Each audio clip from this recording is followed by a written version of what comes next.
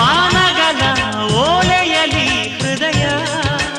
ಇಡುವೆ ನೀಡಿರುವೆ ಓ ಗೆಳತಿ ಓದುವೆಯ